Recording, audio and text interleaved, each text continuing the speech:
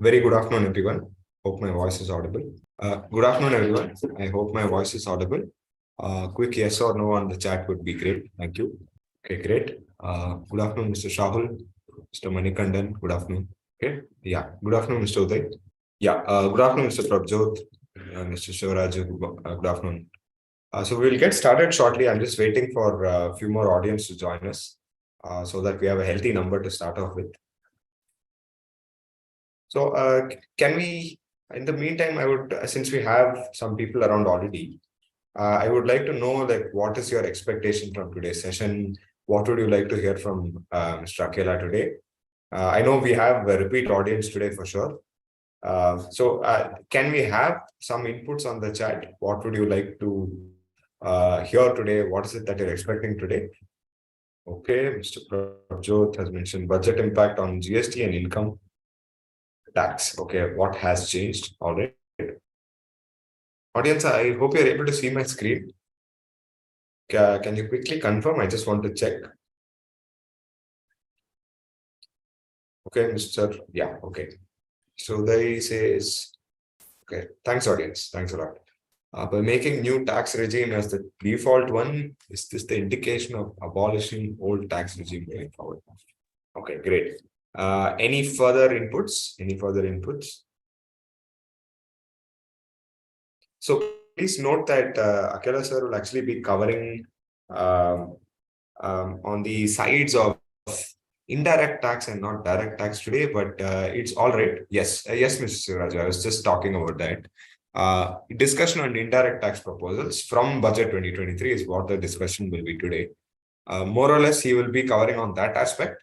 But I'm sure he will be open to some queries from the direct tax side as well, because I did notice that from the registration form, some of your queries have been on the direct tax end. Akella sir and me were actually going through it. So we will be open to some questions. No, not a problem.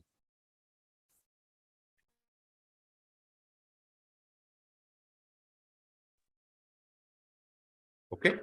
So I think we can get started. Very good afternoon, everyone.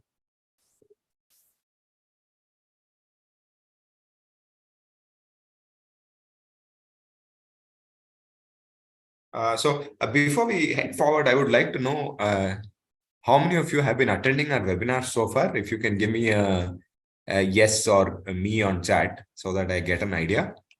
I do recognize some names over here already. Mr. Uday, Mr. Shivraju, Mr. Prabjot. Yes, yeah. Absolutely. Okay, Mr. Rakesh, great.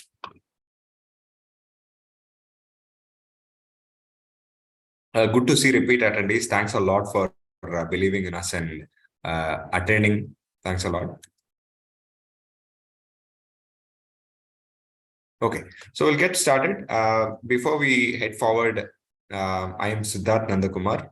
I handle product marketing at Web Solutions, and I will be a moderator for the day as usual. Moving forward, a very quick presentation of the company's offerings and what the company has to do. We were initially known as Wipro ePeripherals. We were part of Wipro itself. And in 2000, we decided to become a separate entity, move away from Wipro. So we were initially only into peripherals manufacturing, which is where the whole peripherals name also comes into picture. But from there on, over the years, we have evolved, and today we have multiple solution offerings. As you can see, we have digital transformation solutions as of today, where the GST solution is also covered. I'll move forward to give you a quick presentation of some of the products that we have. Okay, managed print services, digital transformation solutions, and thirdly, we have Rico printers on offer, as you can see. Okay, let me explain each of the serial numbers. As you can see, managed print services is our signature offering. The idea here is we handle printer hardware, printer network, printer infra for organizations, and we would be able to handle your entire printer infra, add new printers. Also, simultaneously, we'll be able to handle your existing printers as well. And we will charge on a paper print basis based on how many papers you print on a monthly or quarterly basis. Aside this, we will also be able to take care of your other collaterals like your cartridges, toners, all that we will be able to take care of. And most importantly, we will also deploy something called DMS, which is a device monitoring tool, where basically what this means is we'll be able to handle all your printers. We'll be able to monitor all your printers from a remote location and give you an idea of how many papers are being printed, who is accessing it, and what are the toner cartridge levels.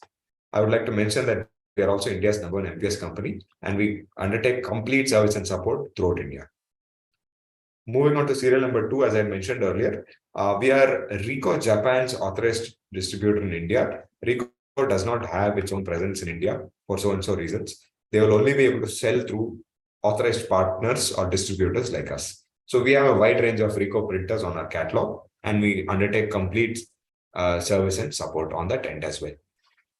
Serial number 3 is something you're very familiar with, obviously. We have an all-in-one solution for filing, reconciliation.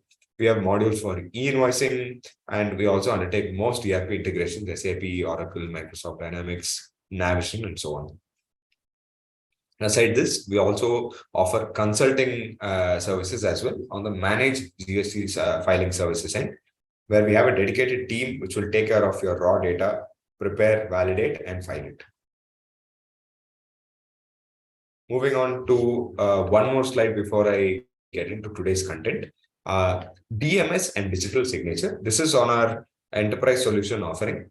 We have a workflow automation solution which also combines a document repository on the cloud to store all your important documents, legal documents, contracts, agreements, purchase requisition documents, employee records. All this we will also be able to help you with process automation with our workflow automation engine. And digital signature, we have a standalone contract management tool where you will be able to sign your agreements, contracts, renew it, and send it out to your vendors, your customers, your partners through the platform. And we are integrated with eMudra, who's the government authorized provider for a digital signature, that is. Okay. Another slide on DMS, as I'd already explained.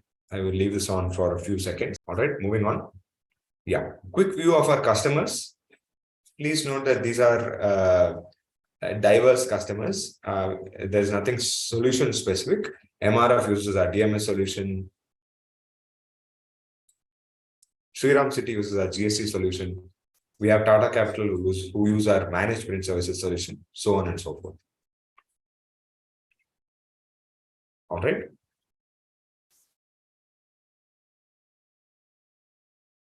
Okay. So without any further ado, let me introduce our speaker for the day.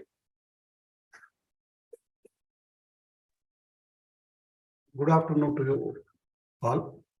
Good afternoon, sir. As usual, I would like to give a quick bio on for you before we head forward.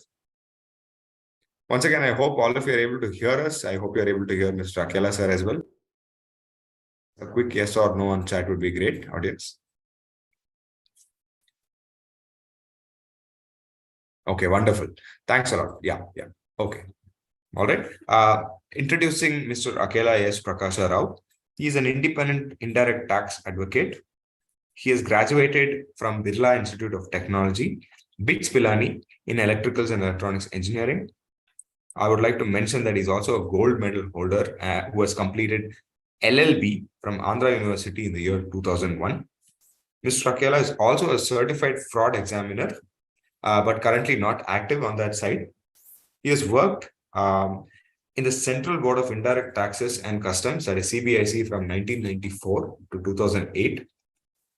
Secondly, worked for KPMG from 2008 to 13. His other major stints in his career were with Toyota Kirloskar Motor, that is Bidadi, from February 2013 to November 2016. And lastly, for Biocon from November 2016 to June 2021. He's a member of indirect tax committees of various trade bodies like BCCI, CII, FICCI, and so on. He's also a very active article writer in TIOL Tax Sutra on various tax related issues. Mr. Akella is also a speaker and panelist on various forums on direct tax matters. And I'd also like to mention that he's also an active webinar speaker for various bodies. He comes with more than 27 years of experience in the field of indirect taxes, with exposure in government, consultancy, and other industries like auto and pharma. He's currently practicing as an indirect tax advocate, assisting various clients on all aspects of indirect taxes at all levels.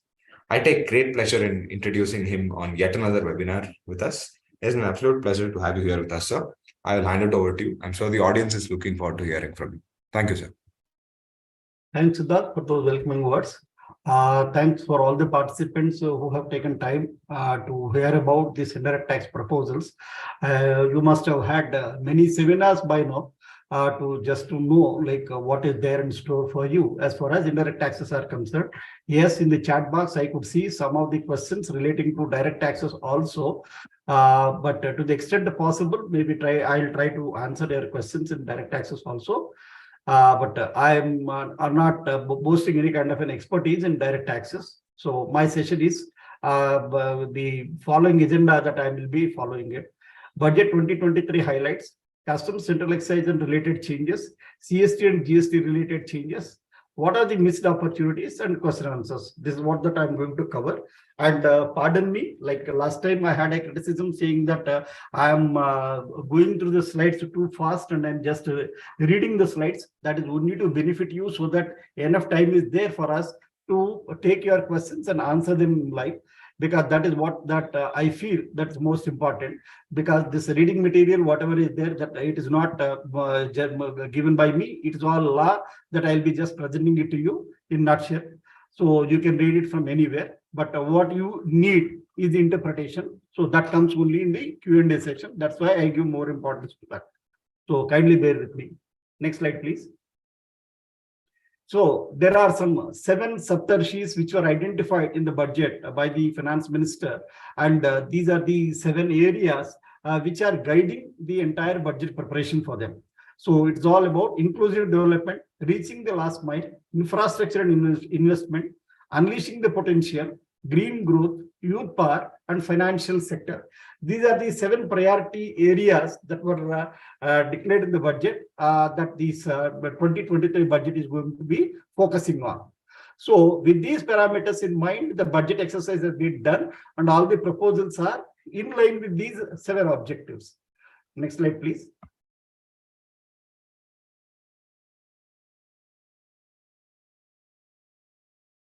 Yeah, some of the important initiatives that the trade needs to take care of are that there is a fund allocation for the e-courts 3rd phase. So e-courts initiative has been there in the past also, but substantial funds were allocated, and you might have seen even the Chief Justice of India has also lauded this initiative by the government that these e-courts are going to help the needy persons. And then DigiLocker is going to be the central repository for all documents to be dealt with government.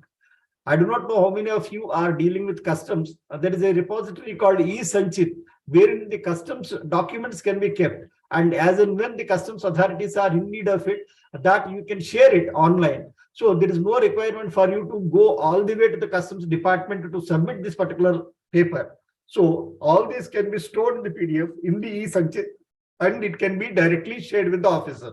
So it will be very easy for us to interact. So it is in line with the ease of doing business that this DigiLocker has been identified to be the central repository. So in the coming days, you can see more of it in the talks. And then PAN will be the common business identifier for all the trade, and risk-based approach will be there for the KYC.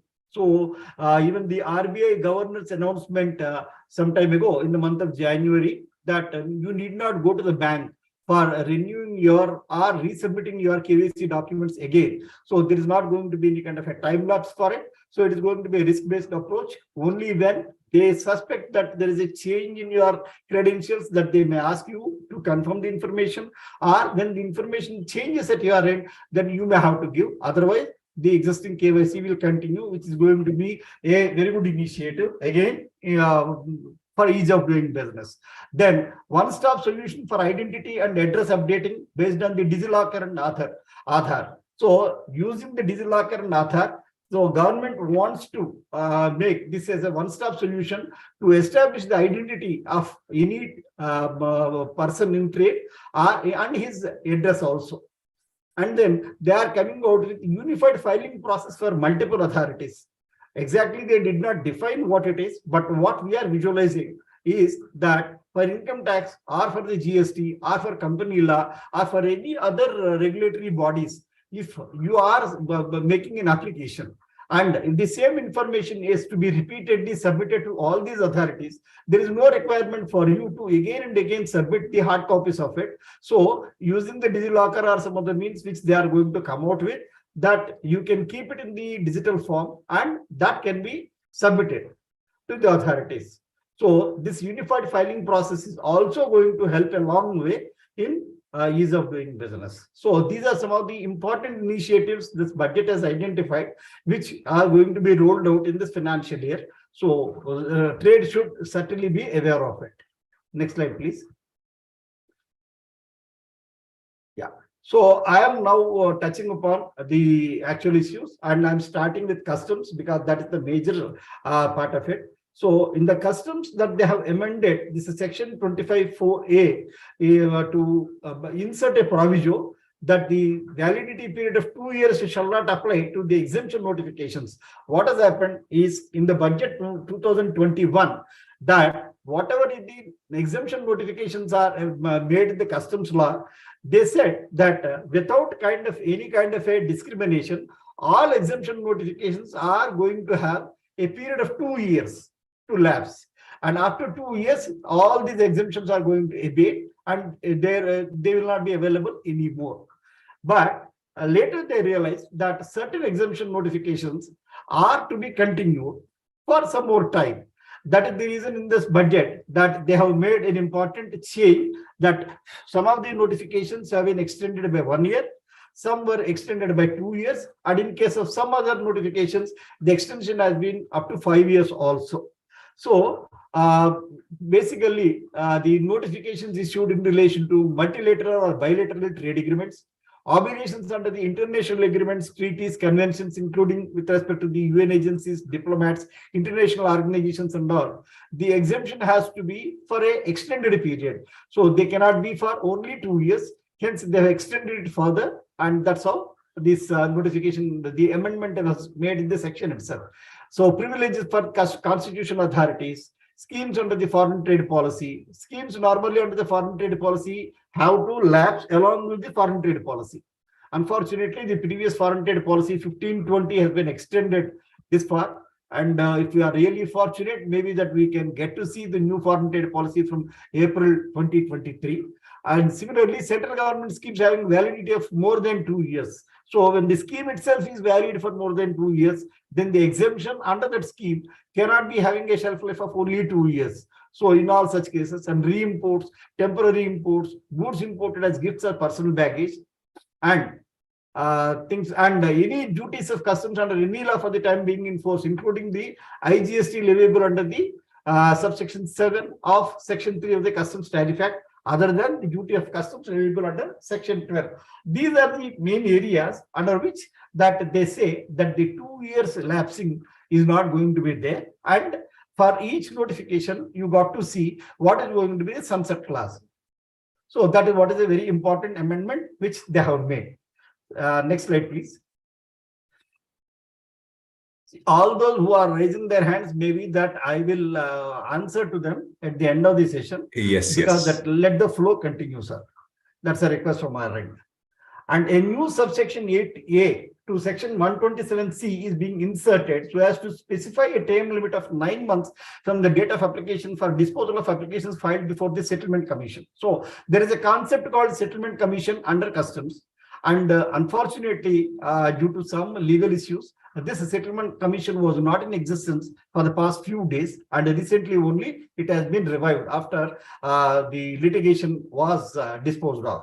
Hence, now that they have realized that there should be a time limit for disposal by the settlement commission, that is the reason that they have prescribed a time limit of 9 months with a power to extend it by another 3 months. So at the most, the application before the settlement commission has to be disposed of within 9 months, or an extension of 3 months can be sought. But after 1 year, that settlement commission cannot sit on that particular application. So what happens if somebody files an application and for some reasons it was not disposed within this 9 months or the extended 3 months? Then the law clearly says that it will be relegated to the original authority and the proceedings will continue. So as if the settlement application was not filed, that it will go back to the original authority. That is what is the law says. So it is going to be a time-bound manner. The settlement commission has to dispose of the matters henceforth. And then one more important amendment which they have made in the customs tariff heading number 9801, with therein they have consciously, I'm using the word consciously, that they have excluded solar power plants and solar power projects from the purview of project imports. Those who are dealing with customs must be aware of that the projects imports is one facility under the Customs Act, wherein that you are entitled for concessional assessment, and the assessment is also going to be a easy process if you apply it under the project imports. So a lot of goods will be there under the project import, but you need not identify for each and every item what is going to be the customs prevailing rate. So the entire thing will be coming under the project imports, and it will be attracting only one single BCD rate. So that is the benefit of a project imports. But under that purview, they have exempted the solar power plants and the solar power projects consciously. I said that is because the thrust is now that make in India. So the goods are to be manufactured within India. That is the reason, in order to discourage the imports, that the government has taken this move. Similarly, the conditional exemption of BCD and certain items lapsing on 31st of March has been extended till 31st of March 2024. And in case of some other items, that it has been extended till 28. This is what I told you, that the amendment that was made in section 25. So parameter that this change was also brought in. Next slide, please. So one important central, there are two changes in the central excise law. So one is a very normal thing expected, that the cigarettes rate in each budget will go up. So it is a no-brainer. Everybody knows about it, that the cigarette prices after the budget are certainly that they will be on the higher side. So that is what that they have done. But this time, by increasing the NCCD rate, the government has achieved their objective. And then the second important amendment that they have made is that abatement of the excise duty has been given for the blended CNG. So the CNG, when it is a blended one, it will be having a compressed biogas in it. So compressed biogas suffers a GST. So to the extent the GST is paid on the compressed biogas, which is in the blended CNG, that they have given abatement of central excise duty. So which is a welcome move for the trade. That is one other important change that in the central excise that they have made. Next slide, please. And this is another important thing, that the CST tribunal, Central Sales Tax Tribunal of the erstwhile sales tax law, is not functional for some of the other reasons in the recent past. So all the cases which are filed pending with the CST tribunal are pending disposal. And there is a mechanism of advance ruling authority even under the CST laws also. But even those applications are pending disposals. So now the government has identified that there is no point in continuing with the CST tribunal, but whatever is the current filed matters which are undisposed, that they have moved them to the SESTAT, the existing Central Excise and Service Tax Appellate Tribunal, Customs Excise Service Tax Appellate Tribunal, that they have moved all these applications to SESTAT. So the respective SESTATs are going to dispose of the CST matters also for the pending appeals and the advance rulings. So both the CST Act will be disposed of by the SESTAT members only. That is one important change under the CST law. Next slide, please. Yeah, moving on to the GST related changes that I am taking it one after the other. So the clause B of subsection 2 of and clause C of subsection 2A of section 10 of the CGST Act has been amended so as to remove the restriction imposed on the registered persons engaged in supplying goods through electronic commerce operators from opting to pay tax under the composition levy. So the essence of it in plain English is that the composition dealers are not supposed to make sales through e-commerce portals all these days. So now there is a relaxation. Only for those who are dealing with goods, they can do the e-com operator sales provided, and also they can opt for composition scheme. But this has not been extended to the service standalone service suppliers. This is only for the goods suppliers. This amendment was made. So similarly, there is another restriction also which you need to keep it in mind, that only interstate sales are permitted, but not intrastate sales. So the e-commerce restrictions in respect of small scale SSEs continues to be in operation, but for those who are dealing in goods and who are into interstate sales. So those dealing with goods, those who are dealing with interstate sales can make use of e-commerce portals now for making their sales, and they can opt for composition scheme, not for others. Please note that. And the second, third provisions to subsection 2 of 16 are amended to align the subsection with the return filing system provided in the said Act. So essentially, what is this important thing is that when you have received some goods from your supplier and you have not made the payment within 180 days, the law, GST law says that you are supposed to reverse the input credit that you have taken along with applicable interest. But when the question came that how to make this payment, previously the law said that you need to add it to your output tax liability of that month, and then you have to discharge this liability.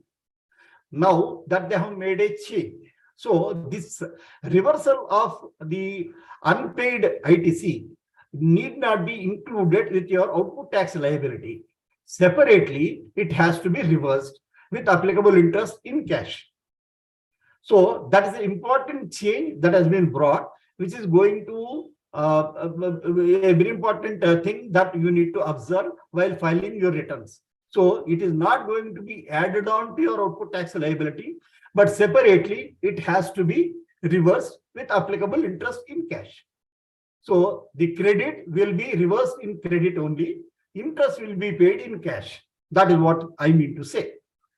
So for partial payment cases, of course, that they did not give any clarity because of several amendments which are done in section 16, that whether the credit has to be reversed partially or whether the credit has to be reversed fully. Say, for example, retention money is there. There is an invoice, a big works contract has been executed, and then there is a retention clause in that. So 5% of the money will not be released immediately, and it will be released after some point of a time. Once you confirm that the entire execution is proper and to your satisfaction, then only the money gets released. So it can be beyond 180 days. In all such cases, since the full payment was not done, whether you can avail partial credit or not, this has not been clarified. So that is one gray area in this amendment. Next slide, please. Yeah. So, sir, I was just wondering if we can launch a few Yeah, poll please. questions. Yes, yes, yes. Go ahead. Yeah. So we'll keep the audience a little more engaged also. Yeah. So audience, couple poll questions before I go back to the content. Let me know if you're able to see this. Okay. So ITC reversal on bonded sales is proposed in budget 2023. Will it increase the compliance burden? Let us know your thoughts. I will leave this on for the next 1 minute. This particular amendment that I'm going to touch upon in my next slide, but the poll question has come a little early. It is good that we'll get to know how many people are conversant with that. Correct. Yeah. So that I'll clarify what the exact situation is. Sure, sir. Yeah. So I request all of them who are here to attend this. We would like to see maximum participation. And I see a few of them would raise their hand. This is Saikat and Mr. Rajashekhar. Let me know on chat if there's anything, because I think during Q&A we'll be able to take up. Yes. I'm not going to leave any of your questions unanswered, sir. That's my promise that please put your questions, whatever it is there, or any kind of your reactions, either in the chat or in the Q&A. That we'll attend to that.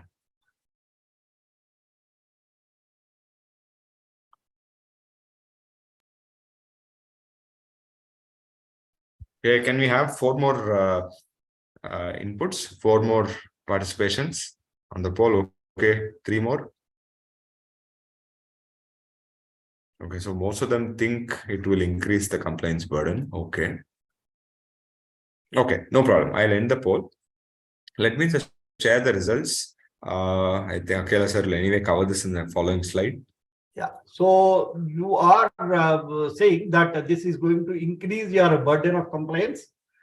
Yeah, let me take up that in the next slide, then I'll answer it. Yeah, next slide, please. Sure, sir. Let me just end the.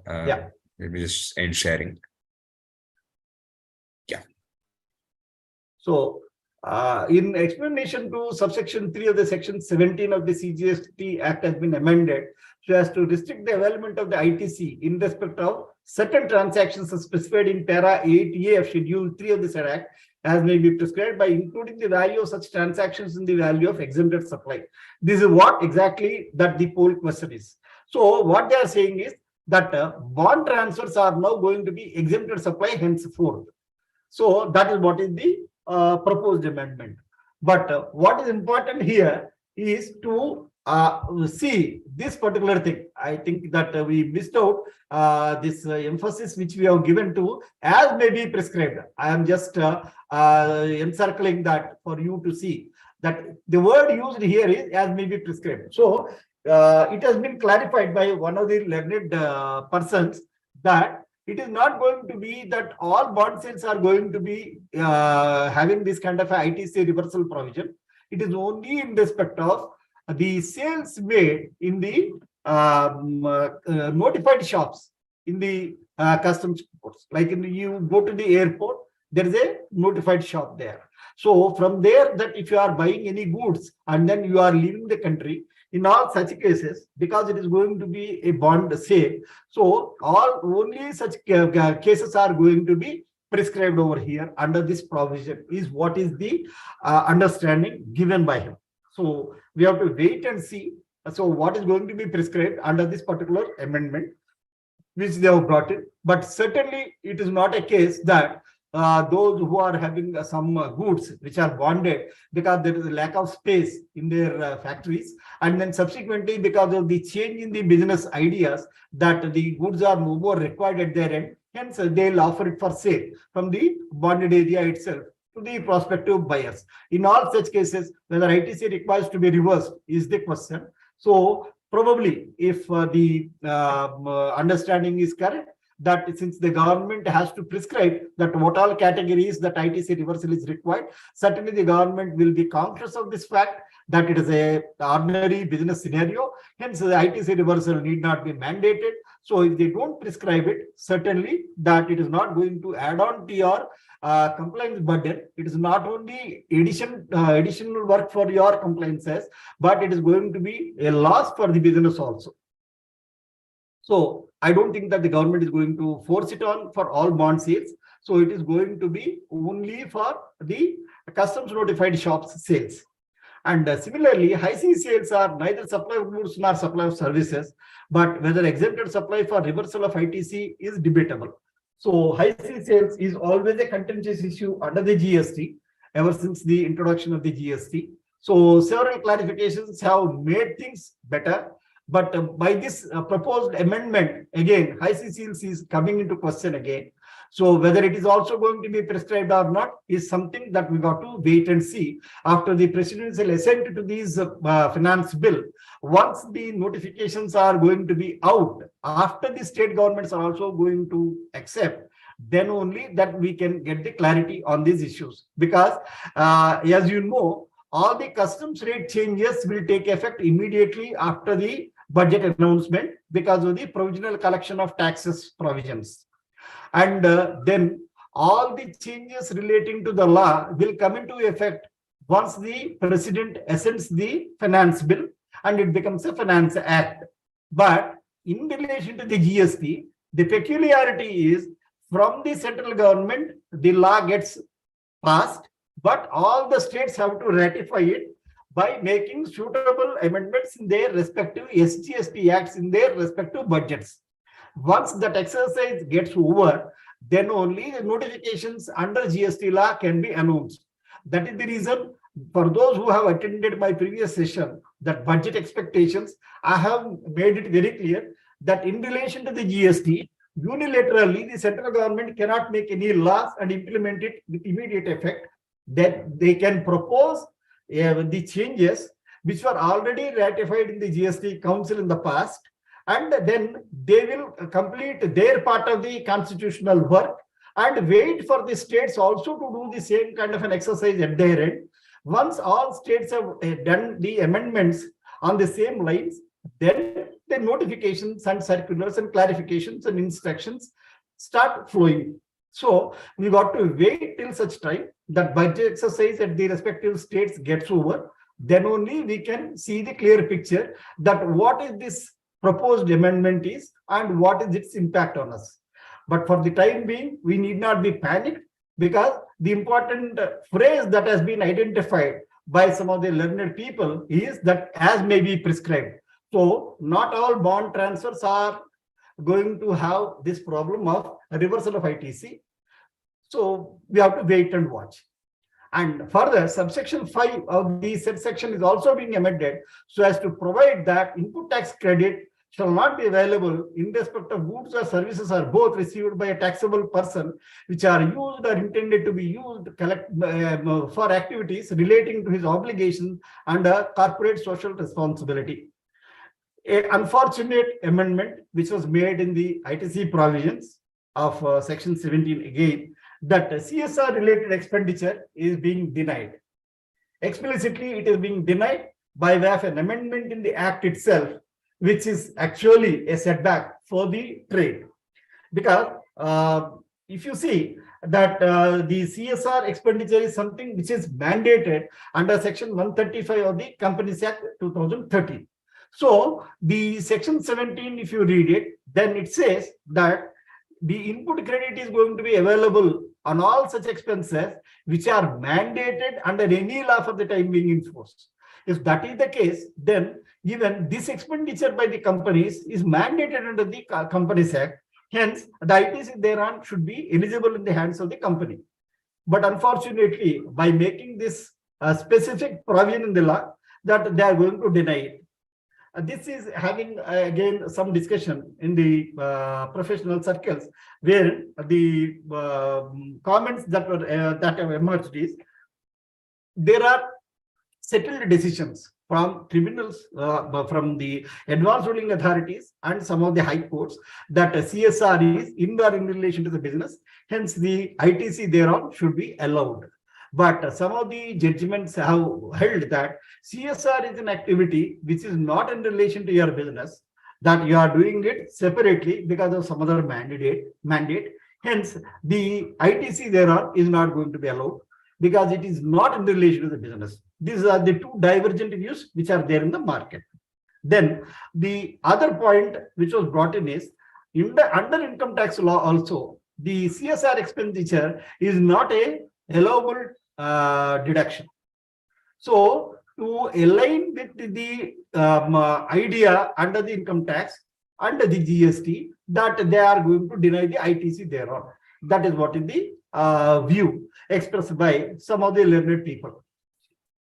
Because income tax law is not allowing the deduction.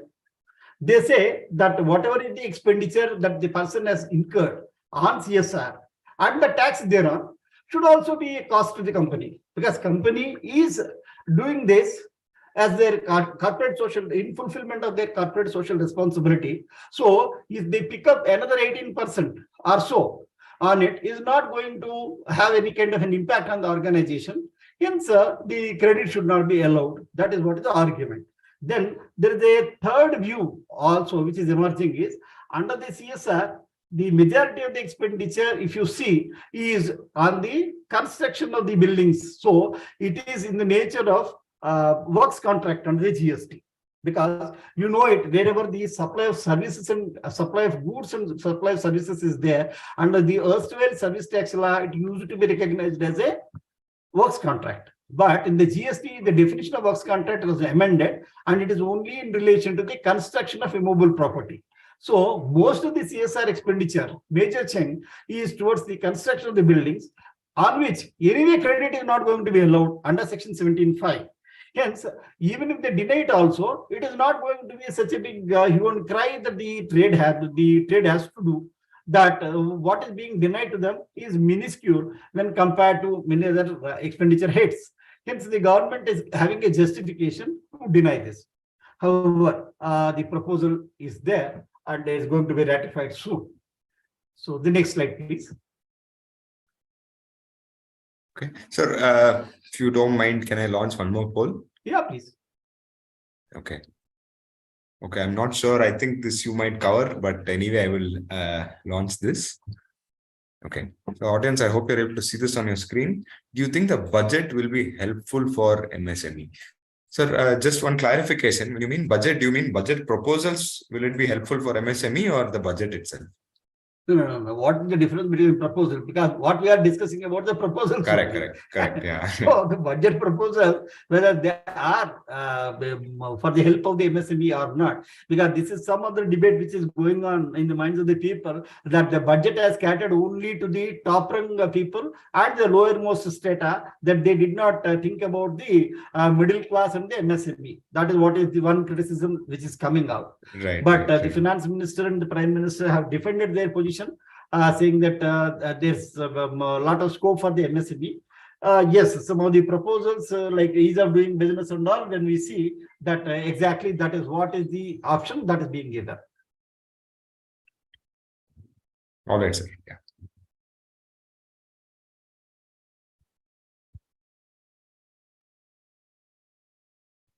Okay.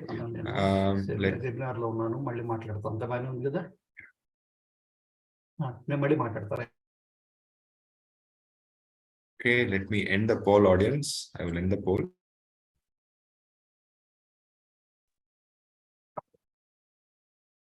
All right, 20 responses, not bad. Okay, so most of them think that it will be useful for MSME.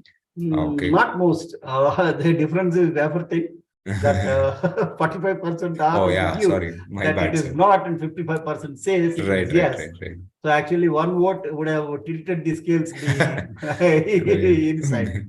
Maybe I should have let the poll go a little longer, then we would have got it. Yeah. But whatever it is, that yes, the view emerging out in the market is also like that. The small audience have reflected the true position, what is there in the society. The people are having this kind of a mindset that no, it is not helping, and some of the people are saying yes, it is helping. But see, any budget related changes and all will take their own time to see the impact. But certainly, as you can see, that these are all having a long-term impact. Some of these decisions, particularly those matters which I have discussed in my second slide, that for ease of doing business, whatever the initiative that they have taken, they are going to help the MSME sector to a large extent. So even the corporate side and the direct tax side also, the changes are really going to help. But it is not going to be in the short term, definitely in the long term. So we need to wait and watch to see the results of it. Right, sir. Yeah, I'll move to So the if you next can slide, end the sir. poll, maybe that I'll continue with the presentation. Yeah, I'll move to the next slide. Yeah.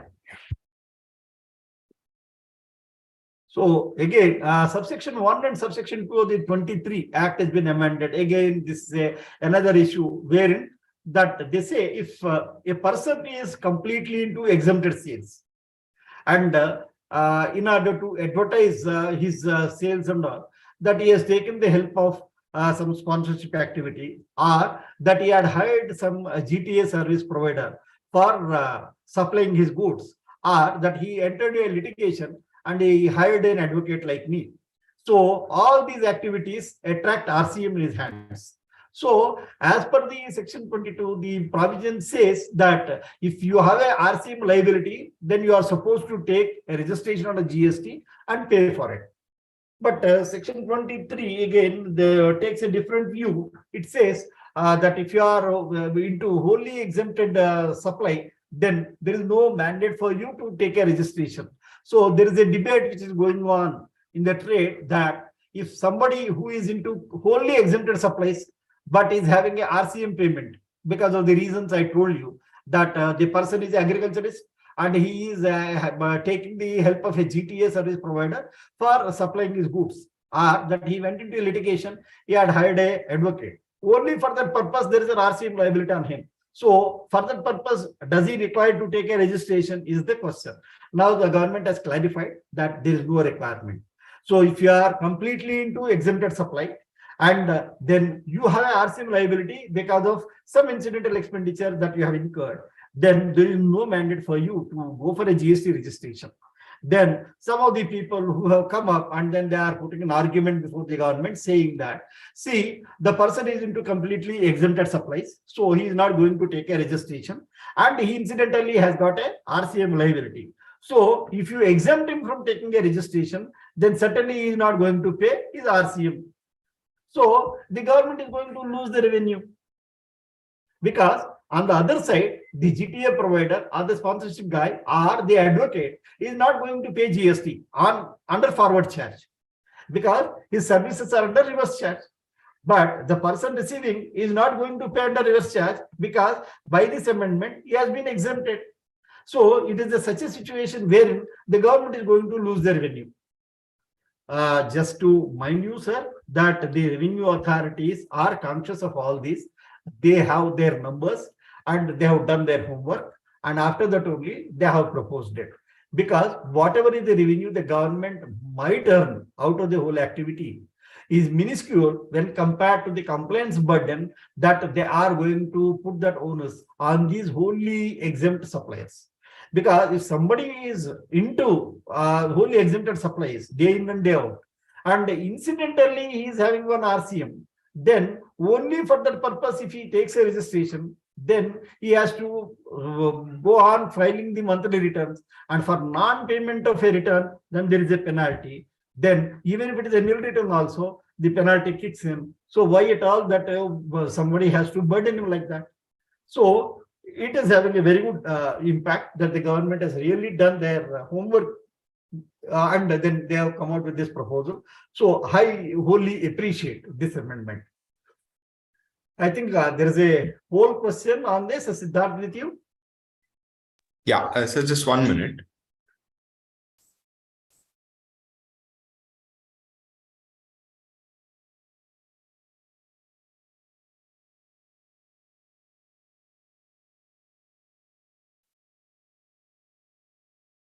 Okay, let me know if you're able to see this, audience. Sir, I hope you're able to see this. Yes, yes. Okay. So let me leave this on for the next 1 minute. So exempting from registration of those with exempted sales and liability with RCM, is it a good move or not according to you? Let me leave this on for the next 1 minute, and I'd like to see a little more of engagement than the previous two polls. So we have maybe another one poll or 1 or 2 polls left.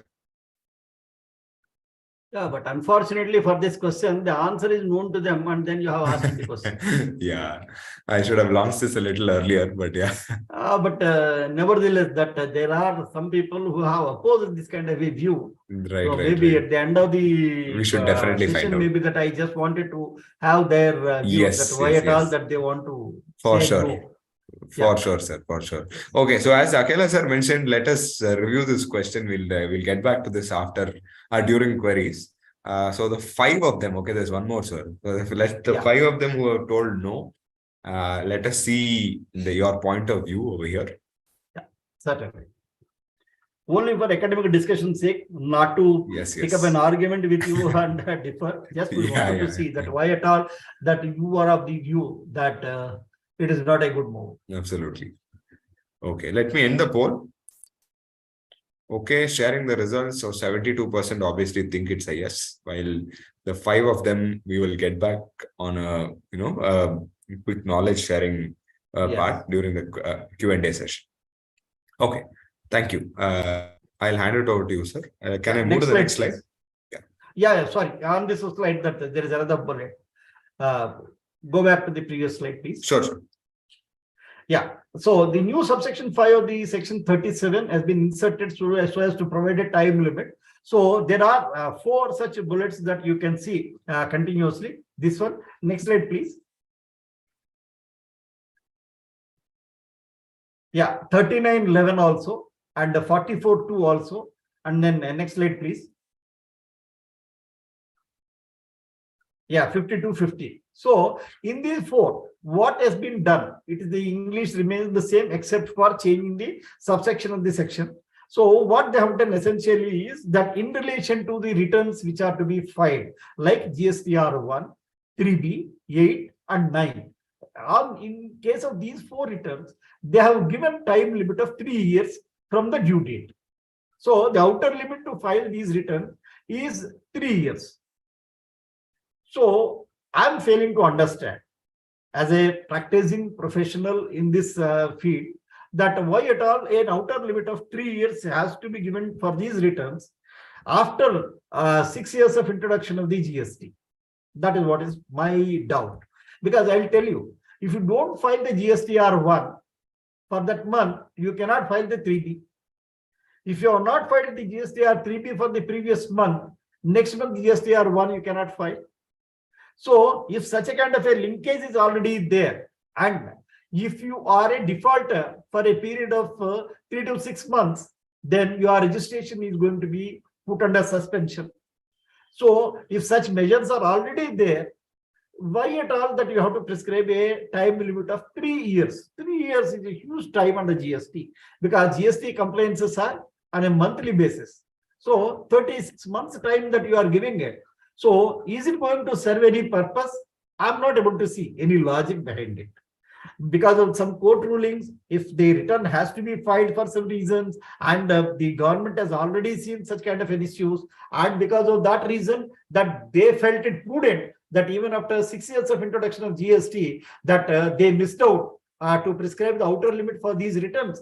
Hence, that they have now come out with this proposal to prescribe an outer limit, and with a caveat that subject to other conditions and restrictions.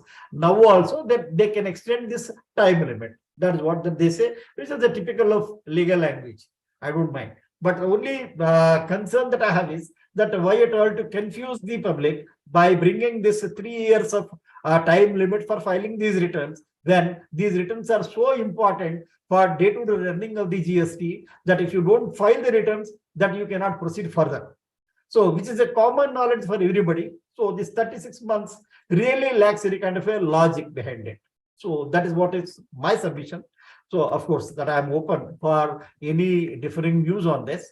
And subsection 6 of section 54 of the CGST Act has been amended so as to remove the reference to the provisionally accepted input tax credit. So you know it in the past that they used to allow you to take a provisional credit of 20% over and above what is available to you, or 10% later, then they have reduced it to 5%. And there were times that how to handle this provisional credit while granting the refunds. So all this led to a lot of confusion. Ultimately, they have done away with this provisional credit, but they have not amended this section. So now that they took opportunity and they are aligning the field practice with the law. That is the amendment over here. So it is not going to have any kind of a serious impact on our day-to-day business, but only for an academic side that it has to be done. Hence that they are doing it. Next slide, please.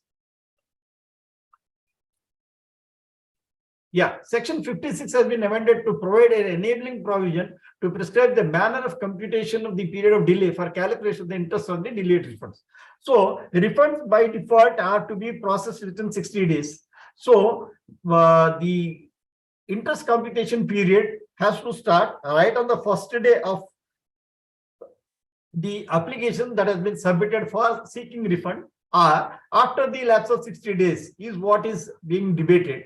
And so to put at rest all the speculation around it, now the government has amended section 56. So it says from the date of filing of your refund application, 60 days is the period wherein that the government, when they give you the refund, no interest need to be paid.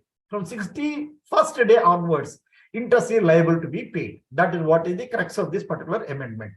So new subsection 1B in section 122 has been inserted so as to provide for penal provision for the electronic commerce operators. I don't get to see many of our participants from the electronic commerce operators thing, but for your academic interest, that what I'm saying is that the onus on the electronic commerce operators has been increased by this particular insertion.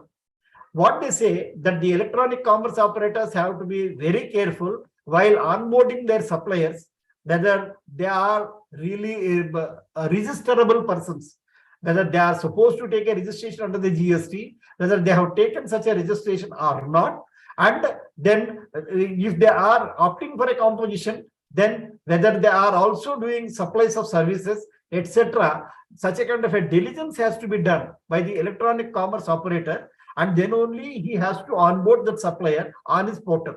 If he fails to do this kind of a due diligence at his end, and if there is a supply which happens on his portal for which the supplier is to be blamed, then the responsibility to pay the penalty will be there on the electronic commerce operator also. A kind of vicarious responsibility has been thrust on the electronic commerce operators by this amendment proposed. So that is what is that we have to learn out of it.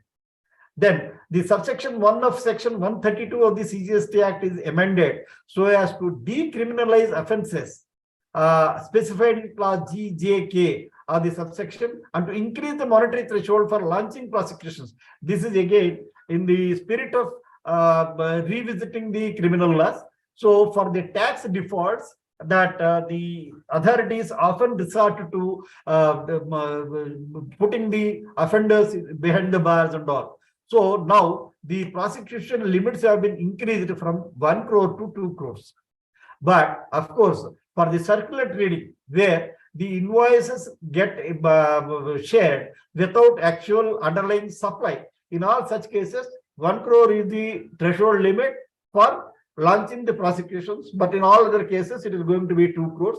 And certain kinds of offenses wherein obstructing the officer while on investigation, or changing the documents to suit your convenience, etc., were previously prosecutable offenses. Now that they have decriminalized such offenses in a good spirit. So the government is reposing more trust on the SSCs. So hence you have to reciprocate with a good compliance. That is what is the expectation from the government. Next slide, please. So the first proviso to subsection 1 of 138 is amended to simplify the language of the class A and to omit the class B and to substitute the class C of the said proviso, so as to exclude the persons involved in offences relating to issuance of invoices without supply of goods or services or both from the option of compounding of the offences under the said act. It further seeks to amend subsection 2 so as to rationalize the amount of compounding of various offences by reducing the minimum as well as the maximum amount of for compounding. See, there is an option for compounding of your offences. So in all such cases, they have excluded, but with a very clear view that those persons who are in the trade of circular trading, which I mentioned, that exchanging the invoices without the underlying supply. So such a people cannot compound their offenses. So compounding of offenses, what happens is, in lieu of prosecution, that you pay additional penalty. That's how that you can compound the offense and get rid of it, by paying money in lieu of prosecutions. So now that they have rationalized the amounts also, previously there used to be a very cumbersome calculation. Now that they are getting only two slabs, 25% and 100% of equal to the amount involved. So that's how that they have simplified the language of 138, which is a really good move. And a new section 158A is inserted so as to provide for prescribing the manner and conditions for sharing the information. So a lot of information is being collected on the GSTN portal in terms of the filing of your returns and all that, which is being shared with other agencies also. So henceforth, the government is going to take your consent also before sharing such information. But to what extent the consent seeking is going to be formalized is something which we got to see. But essentially, the introduction of this section is aimed at that end. Next slide, please. Schedule 3 is amended to give retrospective applicability to para 78A, 8B of the said schedule with effect from 1st of July, so as to treat the activities or transactions mentioned in the said paragraph as neither supply of goods nor supply of services. See, whatever that we have discussed in the earlier slides, that inbound sales, high seas sales, sale of immovable property, etc., are mentioned in these paras 7, 8A, 8B of the schedule 3. But there was an amendment in 2019 which was held to be prospective at that point of a time. But now they realized the mistake and they have amended the law so that all these amendments are effective 1st of July 2017, so that some of the litigations can be settled by this amendment. It is also being clarified that tax has already been paid in respect of such transactions and activities during this period. No refund of such tax shall be available. So because of the litigation that was prevailing from 1st of July 2017 till 31st of January 2019, whatever the persons whosoever has paid the taxes and did not go for further litigation and all, in all such cases, now because of this amendment, they should not go back to the government and say that you pay back the taxes paid by us. So such an option has been closed in order to avoid further litigation. So that is what this amendment is for. Next slide, please. So class 16 of 2 is the IGST Act has been amended to revise the non-taxable online recipient for OADAR services that they have brought in HA, wherein the previous definition used to say that the manual intervention or minimal human intervention, etc. phrases were there, wherein that you cannot identify that who is providing this online information and database access retrieval services for you.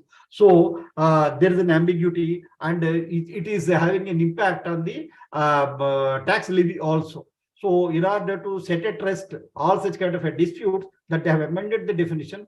Now this definition is going to widen the tax base because of the inclusivity of the definition and its wide reach. So that is what is the simple amendment that they have made in here. And the provision to subsection 8 of the section 12 of the IGST Act is omitted so as to specify the place of supply irrespective of destination of the goods in case where the supplier of the services and recipient of services are located in India. So this will facilitate the ITC reflection in the GSTR 2B. This essentially means to say that when you are into exports and then the goods are destined outside India, but the goods are carried till the port for handing it over to the ship or the aircraft. In all such cases, when you incur the GTA expenditure, then how to take avail the credit is always becoming a big difficulty because the destination happens to be outside India, and these items are not reflecting in the 2B. So the reconciliation notices are being issued by the departments in all such cases. So in order to set at rest such kind of a problem, that they have amended the place of supply rules itself, wherein that they say if both these supplier and the recipient are registered persons, then the destination of the irrespective of the destination of the goods, then the both are there in India, then it is going to be the location of the recipient. Or if the one of them is not registered in India, then in all such cases, wherever the goods are handed over for delivery is going to be the place of supply.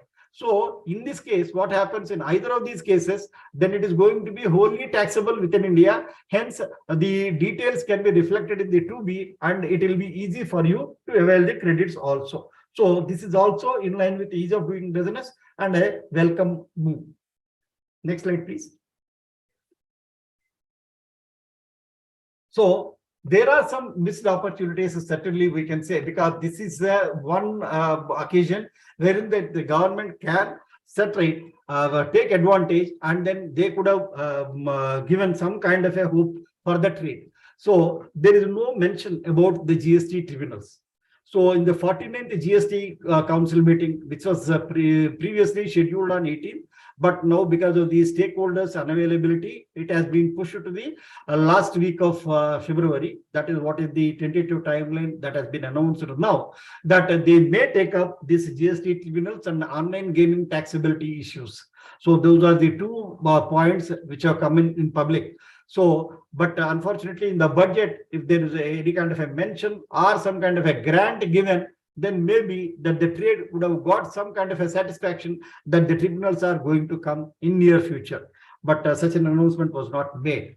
And review of advanced ruling authorities scheme under the GST and the setting up of the National Appellate Advanced Ruling Authority, which is something which was there in the books, but we have not seen that happening, because we know it, these advanced ruling authorities are going haywire, and they are clearly against the trade's interest, and they are differing on many fronts. That Gujarat will take one position, Karnataka takes another position, then Telangana will take a third one. Then it is leading to a lot of chaotic situation, because these advanced rulings are binding only on the applicant, but not on others. So divergent practices are being followed.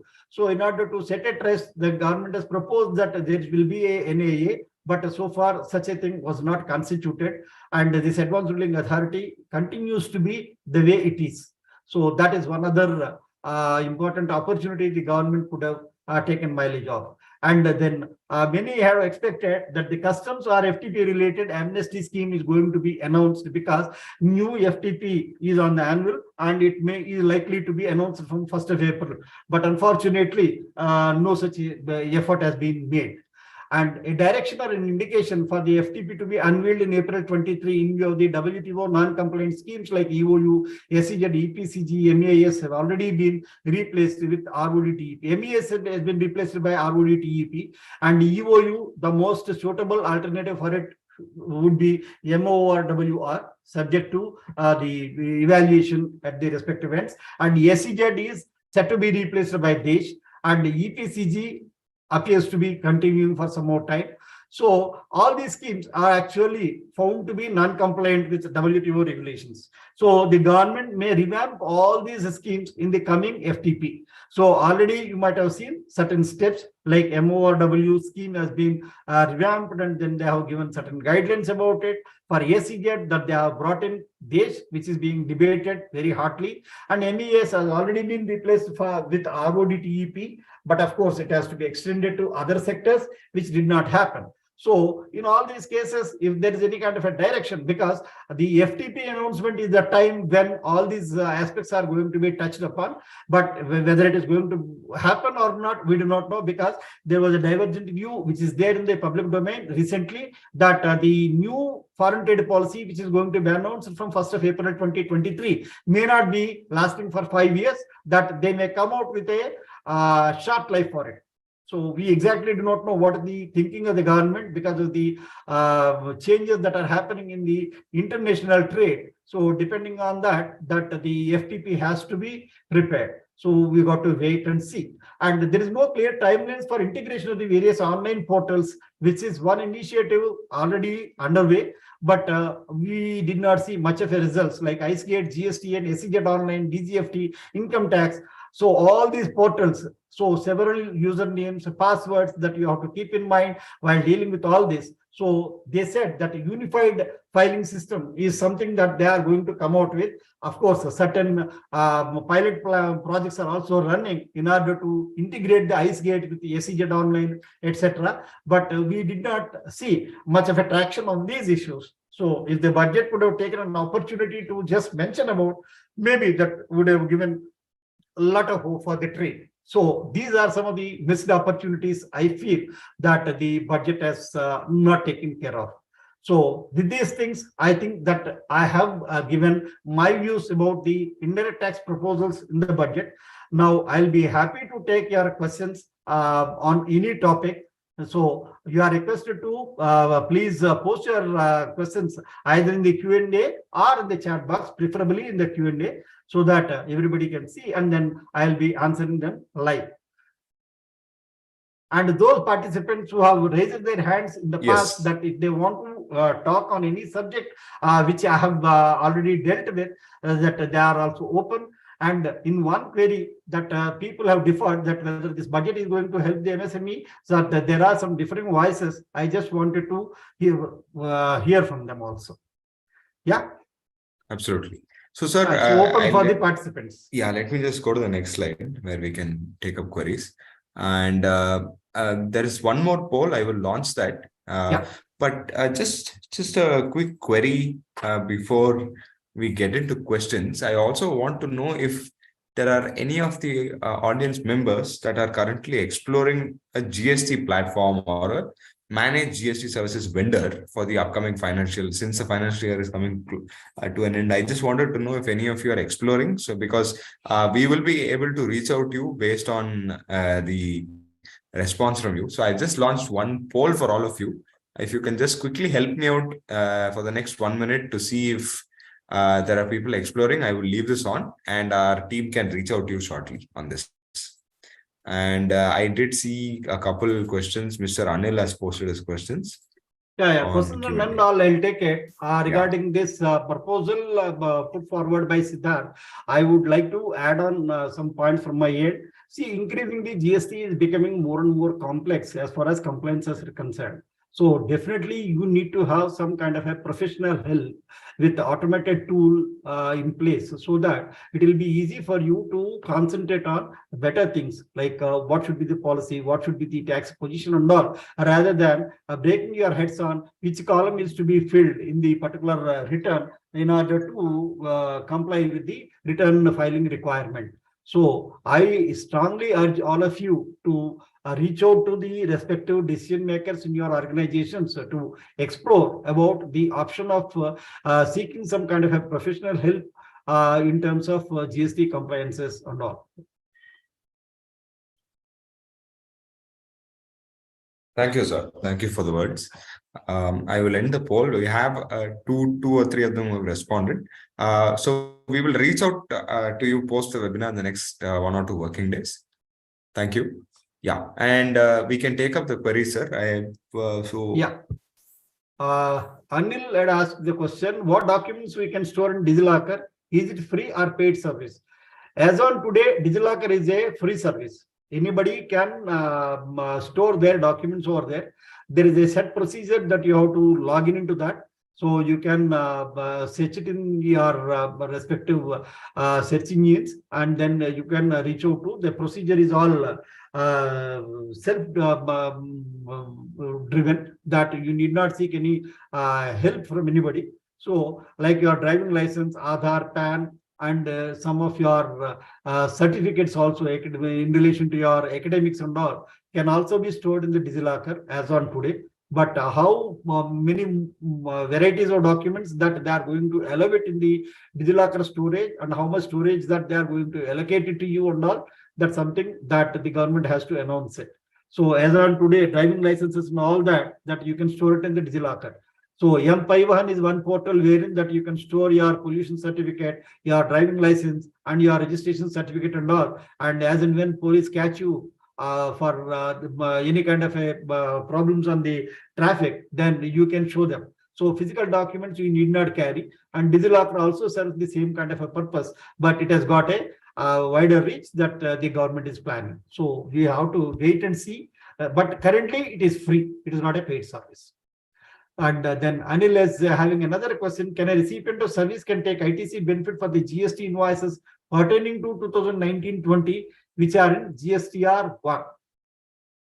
I doubt, sir, because the law is very clear that you can avail the credit on or before filing your annual return for that particular financial year. So for 19-20, annual return will be filed on or before December 21, hence 20. Hence, I doubt that you can avail the credit now. Not possible. So, Yeah. whatever are there in the Q&A, I think that I have answered them. Yes, sir. We can actually wait for a couple more questions, not a problem. Yeah.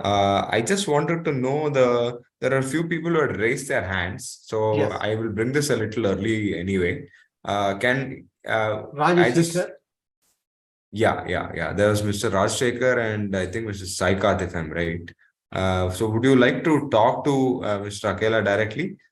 Yeah, I will just allow Rajshekhar first, since he's been. Yeah, Mr. Rajshekhar, you should be able to unmute Rajshekhar and has to talk. unmute himself. Yes.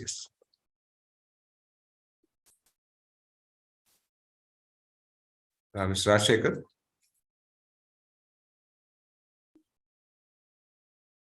Okay. He's not responding. Okay, no problem. We'll get Vijay back to Verma. him. Yeah, we'll get back to him. I'll just allow Vijay Verma to talk. Mr. Vijay should be able to interact.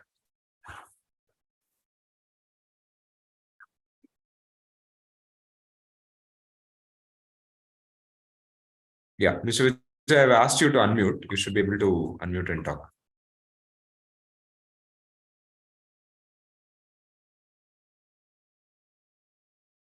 Okay, nothing here either. Mr. Vijay? Is there any smooth mode in this? You can be on the yeah, thing, but I'm not sure, sir. Okay, Mr. Saikat, I think you had raised your hand, right?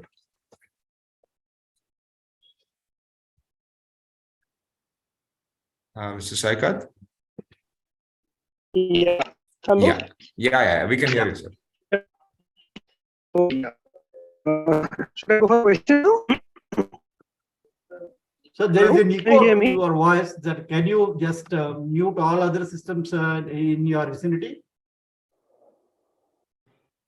Saikat? I think there's a little bit of internet issue at your end, but you can speak up, sir. No problem. Yeah, can you hear me? Yes, please. Okay. There is a question from my side. We have filed our return at the beginning of the year by choosing the quarterly filer option. Right. So now we want to move it to the monthly filing option. So we checked from the portal to the system is not allowing us to change the quarterly filing option to the monthly filing options in the GSTR 3B. Right. So can you please help us? Okay, what is the option should we do, or how to proceed with this? See, as per the system design, the option can be exercised at the beginning of the financial year only. And once you have chosen one particular option, that you have to live with it for the financial year. You got it, sir? So once you have chosen an option to go for a quarterly filing in a particular financial year, till the end of the financial year, you have to continue the quarterly filing or monthly filing, whichever that you have chosen. But in between the financial year, there is such a kind of a switch is not possible. That is what the system design. But what is the good reason at your end to shift to the monthly filing? Because our turnover has been raised, so we want to move it to the new system. Because in case we're choosing the quarterly option, so that liability will be reduced. So we have to pay the interest and penalty accordingly. So if we not submitting our return monthly basis. No, sir. I think that you are under the wrong impression. See, this quarterly filing means that you have to pay your tax liabilities on a monthly basis, but return filing will be on a quarterly. Quarterly does not mean that even tax payment is also quarterly. Yeah, that is correct. But in so when you are paying on a monthly basis, that why the interest component will kick in? Now, in the first month, let's suppose we are try to file for April, May, June. So in the first month, we cannot estimate what will be the total turnover for the whole 3 months, means April to April, May, June. So then we have to deposit the tax on the estimated basis. That can be a small amount, means be a high amount. So that is Okay. the challenge we have. So that is that we want to move it to the new system, to the monthly filing system, so that we don't have to deposit any taxes, additionally interest and penalty. That is the idea. Point appreciated, but unfortunately, the system design is not helping to address your question. But what I suggest is that now you are asking me on 9th of February.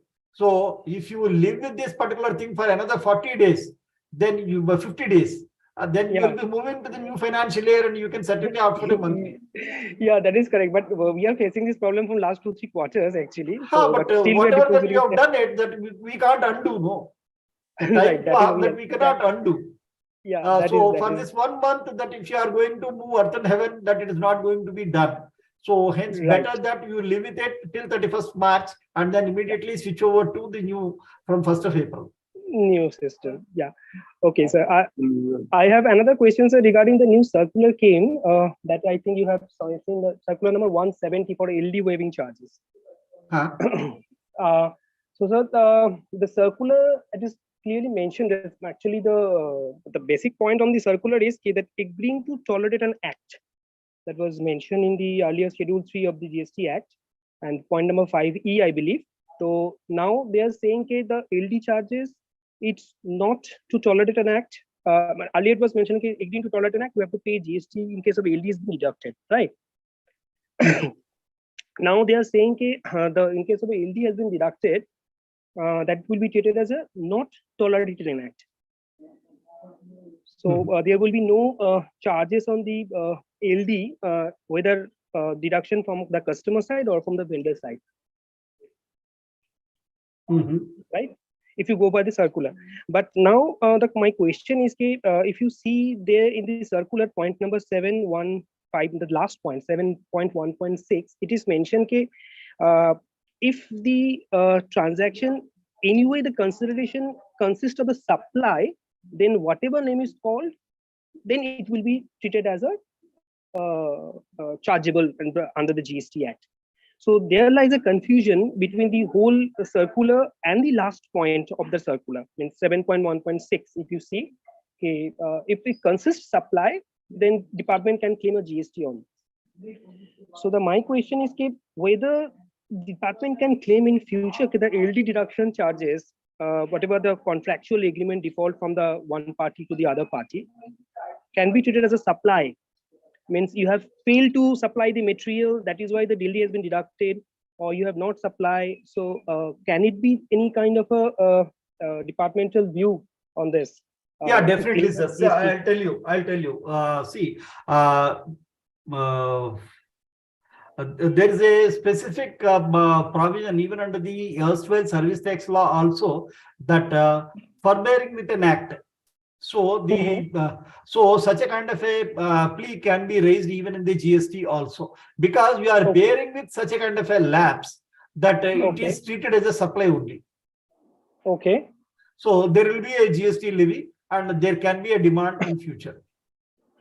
Acha. So then how can we go about it? Means if any DLD has been deducted, so should we go for a charges applying the GST on that invoices, or yes, but see, if it is such a rampant scenario in your day-to-day transactions and all, I suggest that if you want to really get a clarity on this, then you have to go for a advance ruling. But mind you, that advance ruling may come against you only, because the law is very clear that since you are bearing with an act, that it is going to be a kind of a supply only, hence the GST is applicable. So, but if your transactions are not so much, then I suggest that you better pay GST and be with it.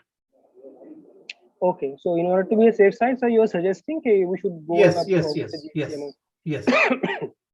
Okay. The transactions are not voluminous, but if they are voluminous, and then it is difficult for you to convince the other parties in each and every transaction, then I suggest you to go for an advance ruling. But definitely that what you have to keep in mind is advance ruling in all probability will be against your wish. Acha. Okay, sir. Just a minute. I'm moving to the other person. Uday, sir is asking, what are the Thank you, Mr. exemptions that are Saikar. allowed in the new tax regime? Okay, sir. Are we done away with the 80s section? I know it is outside the current discussion.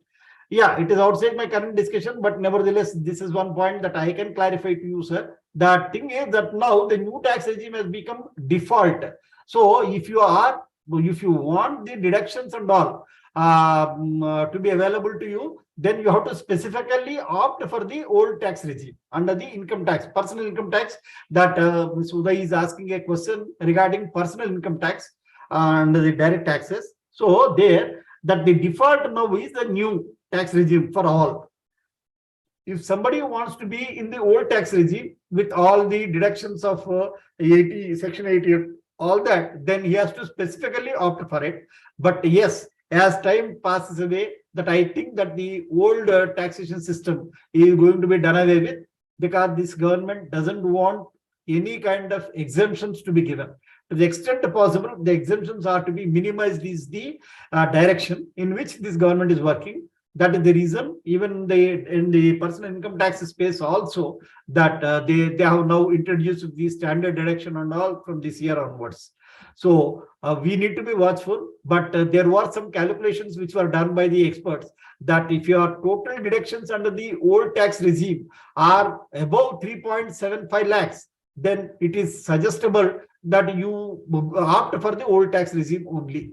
So this magical number is something that has come out in the discussions in the various forums. So you may evaluate your options under that.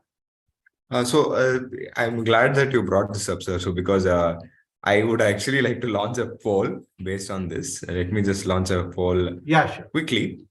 The new tax regime would be the default choice as per budget 2023. Would you accept it or fall back to the old tax regime? Let me leave this on. And dear audience, I would also like to mention that I would just like your attention on the chat. I have actually put a link quickly. This is a link to our social media handle, our official social media handle on LinkedIn. We in fact have GST related posts. We have GST related poll questions also co-authored by Mr. Akella.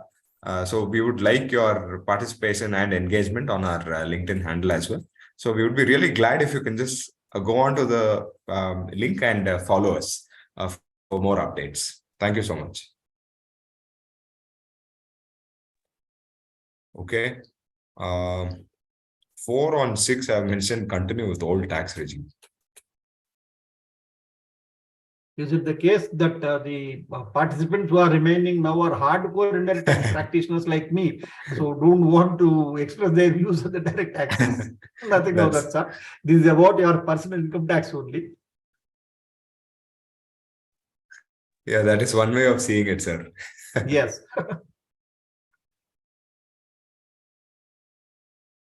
Okay. Okay. All right. I will end the poll.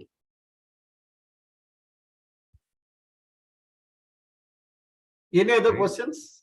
Yeah. So I was just going to come to that. Audience, can we have a few more questions? I think we can take up for another 5 to 7 minutes.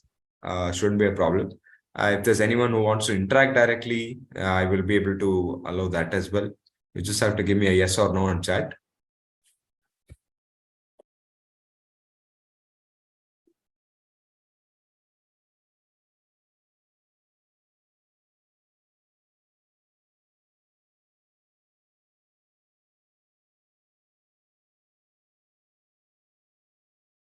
Whatever we are discussing just now got a confirmation that the important agenda point for the 49th GST Council meeting is going to be the constitution of the GST Tribunal. And Finance Minister has admitted that she is open for discussing on 28% GST levy on cement.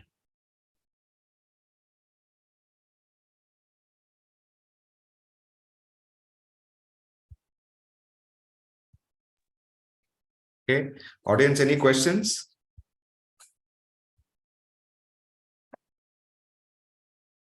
So if not, I think we can also look at the registration questions, registration form. Do you think we can take that up, sir? Yeah. Okay. So we have a question from Ms. Namrata. I'm not sure if she's here.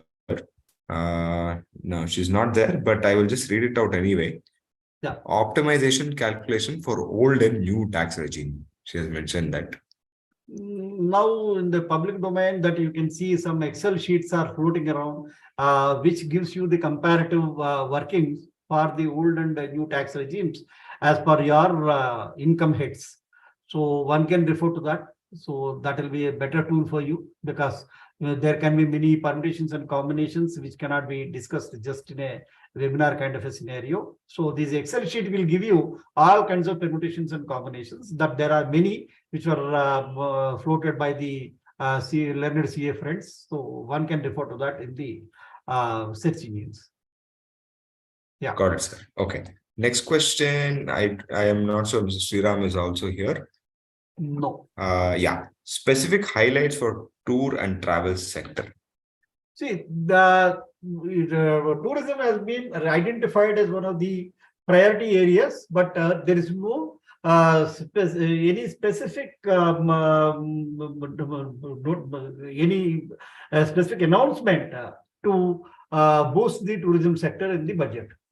But overall, if you see, because PM's Gati Shakti and other proposals like launching of the EVs and all that, yeah, a long term that they may impact the tourism sector. But as such, direct announcements are not there in the budget. Okay. All right. Moving to the next question, Mr. Ritesh is also not here. How budget affects on business in financial year 23-24? I think it's a more generic question. Some Yeah, your but pointers would have covered. what all the industry captains have said, that it is a progressive budget, and then they are certainly expecting that India's growth will be good, and even the RBI governor is also echoing the same kind of a sentiment. So I don't see any reason that we'll be lagging behind. So maybe Right. the progress will continue. Right, sir.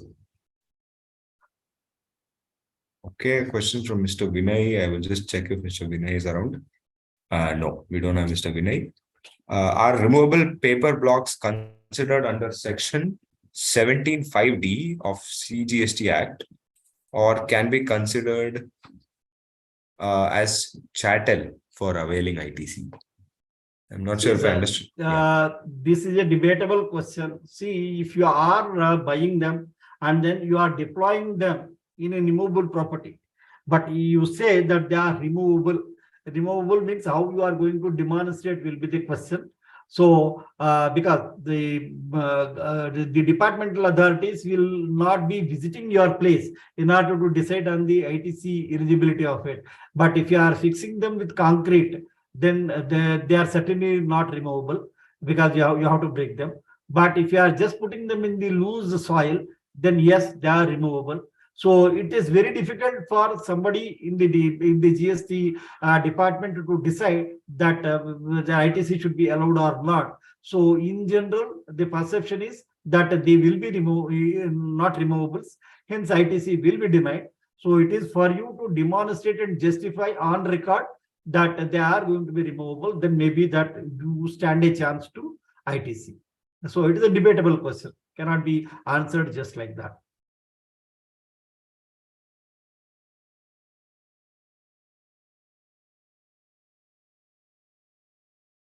Any other questions, Siddharth? Yes, sir. I think we can take up one question since Mr. Rajshekhar is here. He had one query. I will just read out that for you. Yeah. Because the rest of it is all generic insights, sir, which you've already covered. Okay. So I don't Yeah. have to take that, I think. But there is one question. I'll bring that up. Mr. Rajshekhar's question: when we received material, invoice and well paid the payment with GST, how can ineligible because the supplier not filed the GSTR1? I'm not sure if I Yes, sir. understood. This is a very old question that people keep on asking, but that is what is the scheme of things. The onus is on you to make sure that your supplier has collected the tax from your end and he has filed the return, because the entire GST scheme is based on this foundational principle, which is being questioned by everybody, left, right, and center, saying that how you can hold me responsible for somebody else's fault. But the entire GST design is based on this foundation, that what you need to keep in mind is that it is not only you who has to drive carefully on the road. all those passers-by also have to observe the traffic rules equally. Then only you can safely reach your home. So this is the same concept in the GST also, that if you are simply compliant with the taxes, then all the rights will accrue to you, is a wrong understanding. But the entire system, the supply chain system, the entire ecosystem should be GST compliant. Then only the respective rights will accrue to the people. Otherwise, it is going to be this kind of a penal levies. So your duty is to get the supplies only from such compliant suppliers only.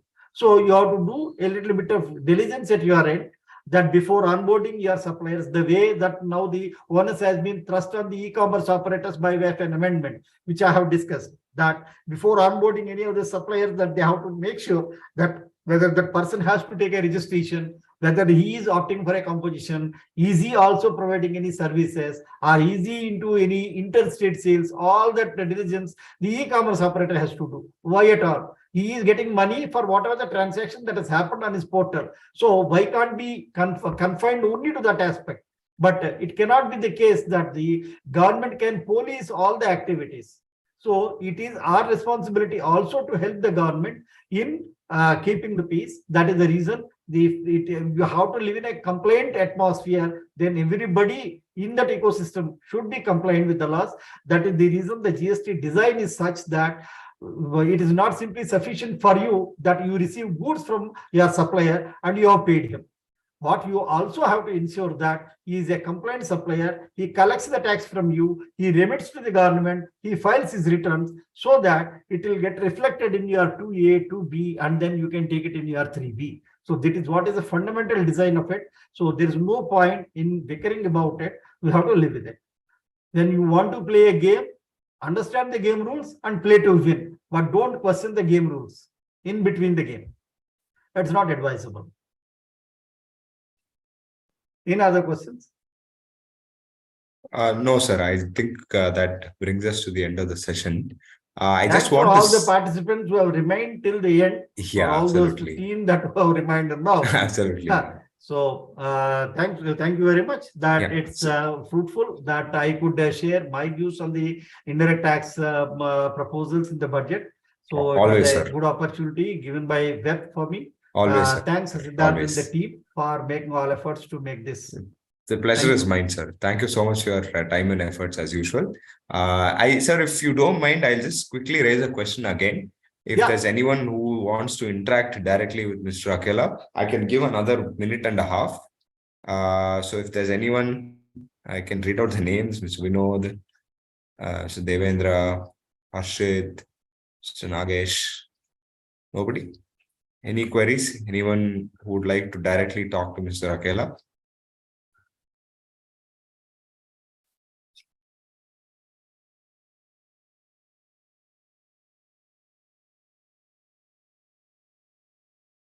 Okay.